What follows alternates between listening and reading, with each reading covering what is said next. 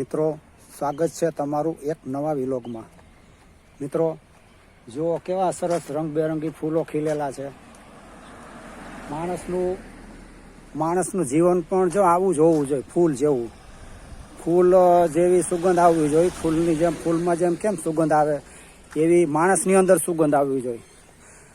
જેમ અગરબત્તી કેમ પોતે બળે અને બીજાને સુગંધ આપે, એવું સુગંધિત જીવન માણસનું હોવું જોઈએ, તો બીજાને ગમે। બાકી નકર તો ઓલા સંતોએ કીધું છે ને કે એક લાખો દેતાય ન મળે, બીજા તાંબિયાના તેર। એક માણસ એવો હોય કે જે લાખો દેતાય ન મળે અને બીજા એવા હોય કે જે તાંબિયાના તેર। ન જોતા હોય તો આપણને પડખે બેઠા હોય ને તોય આપણને ન ગમે, એવા અમુક માણસો હોય। પણ શું કરવું, અમુક માણસો એવા પડનારે પડ્યા હોય એટલે આપણે નિભાવવા જ પડે એને, પણ એનાથી ચેતતું રહેવાનું। અમુક એવા છે, જો સંતોએ ભજનમાં ગાયું છે ને કે બેદલ મુખથી મીઠા બોલે, એની વાણીમાં વરમાન ડોલે। એવા બેદલ માણસો હોય ને, જે એની વાણીમાં છે ને એવા વરમાન ડોલતા હોય ને, આમ એવા બેદલ માણસોથી છે ને દૂર રહેવાનું। ભજનમાં સંતોએ ગાયું છે ને કે કાગડો ને કોયલ બેવું બેઠા આંબા ડાળે। કાગડો ને કોયલ બેયનો રંગ આમ જોવો તો એક જ સરખો હોય, કાળો જ હોય બેયનો, પણ વાણીથી ઓળખાય। અને આપણા સમાજમાં અમુક માણસો એવા હોય કે જે આમ કપડા લતાથી કે જોવાથી ન ઓળખાય, પણ વાણીથી ઓળખાય। અને અમુક એવા હોય કે જે વાણીથી પણ આપણે છે ને મીઠી મીઠી વાણી કહે, પણ અંદરથી કાટ ભર્યો હોય, જે શરીરની અંદર તો છે ને એવો કાટોડો ભર્યો હોય ને એ ખાલી મીઠું મીઠું બોલે। બાકી આમ તો એ અંદર કોલસા જેવા કાળા હોય, બહારથી ભલે ને સારા સારા કપડાં પહેર્યા હોય, ઉજળા લાગતા હોય, પણ અંદરથી પેટના તો બહુ જ મેલા હોય આવા માણસો। આવા બેદલ માણસો હોય ને એનાથી દૂર રહેવાનું। બીજી કડીમાં ઉપના એ આપી છે કે બગલાની અને હંસની। બગલો ને હંસો બે કે છે ને સરોવર પાળે બેઠા હોય, પણ આમ કલરથી ના ઓળખાય, પણ એના રંગરૂપથી એ ન ઓળખાય, એને એ ચારેથી ઓળખાય। બગલો ગમે એવો ઉજળો હોય, હંસ કરતા વધારે ઉજળો હોય, પણ એના મનમાં તો છે ને એને માછલા જ દેખાતા હોય। જ્યાં કાદવ કિચડમાં ઊભો હોય ને, એક પૈગે ઊભો હોય, આપણને એમ લાગે કે કેટલો તલ્લીન થઈ ગયો છે, આમ મહાન ભગત હોય એવું લાગે બગલાને આપણે જોતા। પણ એનું ધ્યાન તો એ માછલામાં જ હોય, જીવજંતુમાં જ હોય, કે કયા ઝપટમાં આવે ને કયા લઈ લો। અમુક માણસો એવા હોય કે તમને કયા ઝપટમાં લઈ લે ને ખબર જ ન પડે। એટલે આવા માણસોથી છે ને દૂર રહેવાનું। એટલી બધી એ લોકોનામાં ઈર્ષા અને અદેખાઈ હોય ને કે એની વાત જવા દો। એટલે આવા બેદલ માણસોથી છે ને દૂર રહેવાનું, એના પડખે બેહવાનું નહીં। પડખે બેઠા હોય ને તો આપણે ઊભું થઈને બીજે બેસી જવાનું, બાકી આવા માણસોને બાજુમાં નહીં બેસવાનું। કારણ કે જો આવા માણસોની બાજુમાં આપણે બેસીએ અને એના ભેગા હરીએ ફરીએ તો આપણે પણ એના જેવા જ થઈ જાય। જેના ભેગા આપણે બેઠતા ઉઠતા હોય એનામાં જે હોય એ આપણામાં આવે। આપણે સારાની અપેક્ષા રાખતા હોય પણ એનામાં સારા એક ગુણ પણ ન હોય તો એ આપણામાં ક્યાંથી આવવાના? એનામાં ભારોભાર અવગુણો ભરેલા હોય, અને આપણે સારા ગુણની સુવિચારોની આશા રાખીએ તો એ સારા વિચારો આપણને એનામાંથી ક્યાંથી મળે? કૂવામાં જ ન હોય તો હવેડામાં ક્યાંથી આવે? એટલે આવા માણસોથી છે ને ચેતતા રહેવાનું। આવા લોકો છે ને મીઠું મીઠું બોલતા હોય, પણ પેટમાં તો છે ને એટલો બધો કાટ ભર્યો હોય ને એની વાત જવા દે। તમને કયા આટીમાં લઈને પછાડી દે ને ખબર જ નહીં પડે તમને। ઈર્ષા અને અદેખાઈ, મારું તારું, કામ, ક્રોધ, લોભ, મોહ, મદ, આવા બધા અવગુણો એની અંદર છે ને ઠાંસીને ભરેલા હોય।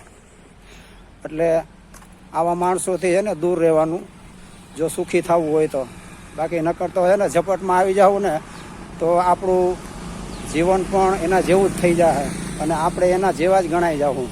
મોર કેવા સરસ જો બે જો બોલે છે, કેવી જોડી છે સરસ મોરની।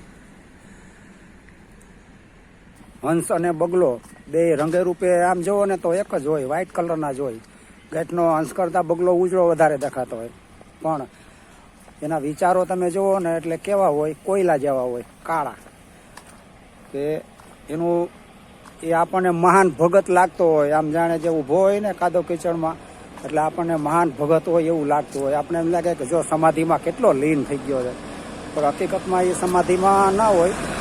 અને એનું ધ્યાન તો જીવજંતુમાં જ હોય, માછલીમાં જ હોય, ક્યારે ઝપટમાં આવે અને ક્યારે હું લઈ લઉં એને. એટલે સમાજમાં પણ આવા બગલા જેવા માણસો, ધોરા ઉજળા હોય, જે વ્હાઇટ કોલરવાળા, કે જે વ્હાઇટ કપડાં પહેરતા હોય, જોતા આપણને સજ્જન લાગે પણ પેટના બહુ જ મેલા હોય. આવા માણસોથી છે ને દૂર રહેવાનું, સુખી થવું હોય તો. અમુક માણસો એવા હોય ને કે જે એના મોઢામાં કોઈથી સારી વાત જ ન હોય. એ ગમે ત્યાં બેઠા હોય ને એ સંતોની નિંદા જ કરતા હોય. ઓલો સંત આવો છે, ઓલો આવો છે, આવી બધી નિંદા જ કરતા હોય. કોઈના વિશે સારી વાત જ એના મનમાં ન આવે. એને તો સંતો જેવું કોઈ દી જીવન જીવવું ન હોય, પણ જે સંતો જે છે, ભક્તો છે, એની સતત નિંદા જ કરતા હોય. આ સંત આવો છે ને, આ આવો છે ને, આ જગતમાં કોઈ સંત જેવું છે જ નહીં, આ બધા પાખંડી છે ને, ધૂતારા છે ને. એટલે ભાઈ, એ પાખંડી હોય કે ધૂતારા હોય, તું ક્યાં એને ખાવા દેવા જાસ? પોતાના પરિવારને, માતા પિતાનો ત્યાગ કરીને જે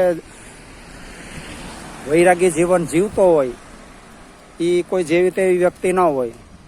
આપણે પરિવારનો ત્યાગ કરી શકીએ?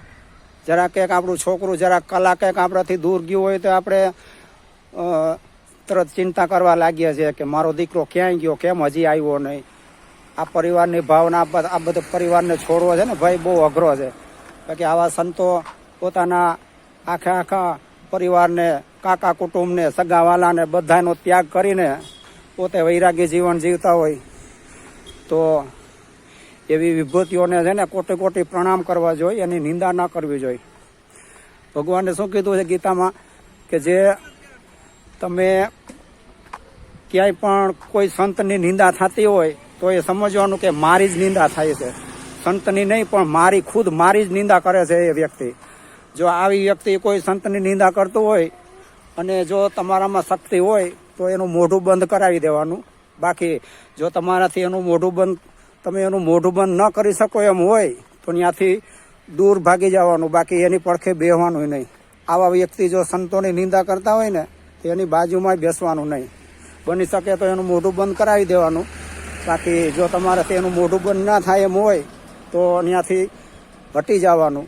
બાકી આવવાની પડખે બેસવાનું ને આવી નિંદા સાંભળવાની નહીં. આવી નિંદા છે ને સાંભળવાવાળાને પણ દોષ લાગે છે. આવા જે નિંદક માણસો જે છે ને એનાથી દૂર રહેવાનું. આ બહુ ખરાબ માણસો, સમાજને માટે કલંકો છે. આ જે નિંદા, અદેખાય, ઈર્ષા બધું કરે છે ને એ સમાજને માટે જરાય સારા નથી. એટલે આપણે હંમેશા એનાથી દૂર જ રહેવાનું, કાંઈ નહીં કરવાનું. આપણે બસ એનાથી દૂર રહેવાનું, બસ બીજું કાંઈ નહીં કરવાનું. આપણે એને કાંઈ કહેવાનું નહીં. આપણે એની કોઈ પણ એવી ખોટી વાત આપણે મગજમાં ભરવાની જ નહીં, સાંભળવાની જ નહીં. એટલે આપણામાં બાકી ન કરતો તમે છે ને જેવા ભેગા ઉઠો બેસો ને એવું તમને કાળા જ બળદને કહેવત છે ને કે કાળો અને ધોળો બળદ ભેગા બાંધ્યા હોય તો વાન ના આવે પણ હાન જરૂર આવે.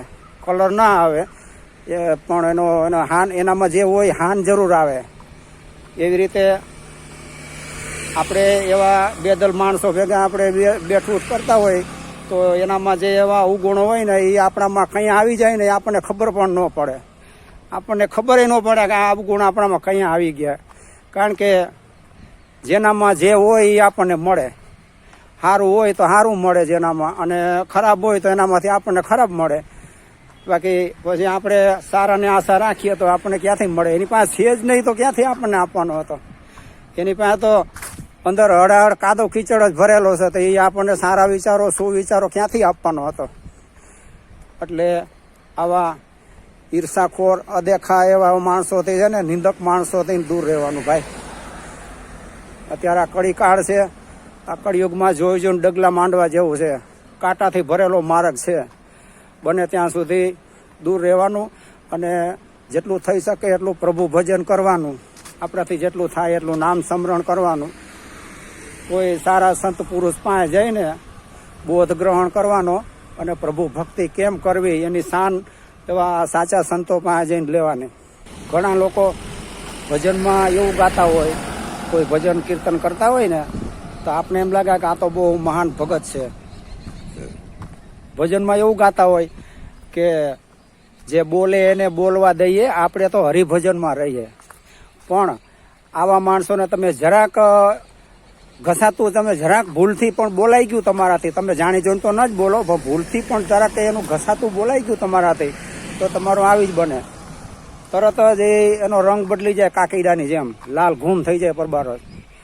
તો આ બધું શું ખાલી બોલવાનું જ છે બધું, કે બોલે એને બોલવા દઈને આપણે તો હરિભજનમાં રહીએ, તો શું ખાલી આ ગાવાનું જ છે બધું? જીવનમાં કાંઈ ઉતારવાનું નથી. ગાઈએ શું વળવાનું છે? જીવનમાં જો ઉતરે નહીં બે શબ્દ સારા, તો એ સાંભળવાનું કે ગાવાનો મતલબ શું? આપણે કથા કીર્તનમાં જતા હોય, સારા સારા મોટા મોટા વક્તાની કથામાં આપણે જાય અને અઠવાડિયા સુધી આપણે કથા સાંભળીએ, અને જો આપણી અંદર કાંઈ ના આવે તો ધૂળ પડી કથા સાંભળવામાં. આપણે કથા સાંભળવાનું જવાનો મતલબ જ શું તો પછી? એટલે સારું ગ્રહણ કરવાનું, જ્યાં સારું મળે, સુવિચારો મળે ત્યાંથી જેટલા બને એટલા સારા વિચારો ગ્રહણ કરવાના. આવા અદેખા ઈર્ષાળુ એવા માણસોથી દૂર રહેવાનું.